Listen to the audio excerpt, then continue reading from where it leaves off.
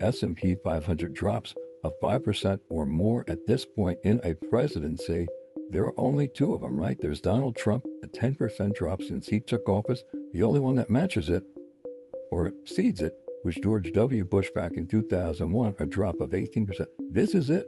This is the whole kit and caboodle since the S&P 500 was created as an index back in 1957. When you're one of two, and we're talking about drops in the stock market, dropped on the market unilaterally, probably unconstitutionally. Trump's reciprocal tariffs impose hundreds of billions of dollars in new taxes on Americans, the largest tax increase since the Revenue Act in 1968.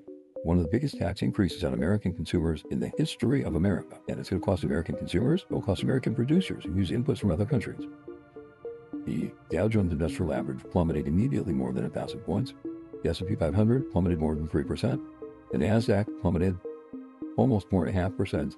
There are real-world implications for this sort of stuff. Trade wars are in fact not good and not easy to win, particularly if you don't actually have a plan. It is predicated on a bad idea of how international trade works. A fundamental misunderstanding of trade deficits. Trade deficits they're an accounting procedure. Trade deficits have pretty much nothing to do with the health of an economy. I can name you a period in American history where there was a fairly large surplus in America's balance of trade. The entire Great Depression. It's 401k people who are depending, those retirees, all of that. Just talking plain speak with them. Look, when this nation used to go to war, people in this country would support the war effort with their materials at home and making things for weaponry and all that. We got to do 100% buy-in over this bumpy period. Just communicate. That's right. We'll continue to get on. We now have the NASDAQ off of 1,000 points, 5.6%. The Dow Industrial is down 1,558 points. By the way, if the Dow goes down 1,712 points, that will put the Dow in correction territory. The NASDAQ already in correction territory with a loss of 1,000 points.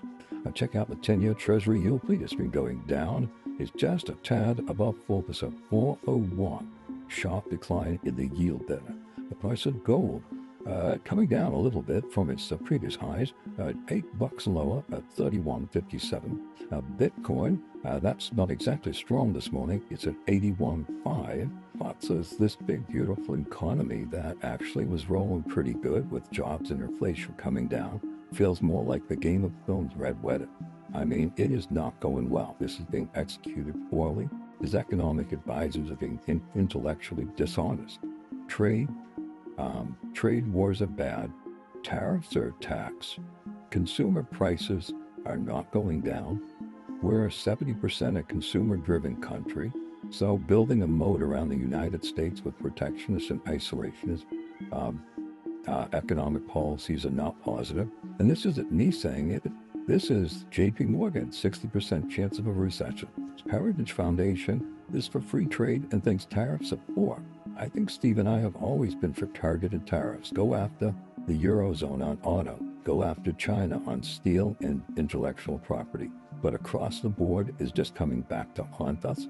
Then the markets are efficient. I disagree with Secretary of State Rubio. It's not just the businesses are getting reset. They're going to actually look at what happened at Whirlpool in Iowa. They cut over 500 jobs. By the way, today, the senator of Iowa, your senator in Washington are doing a bipartisan rep. They want to take the ones that to take control back. And Congressman, they got knocked. You know what?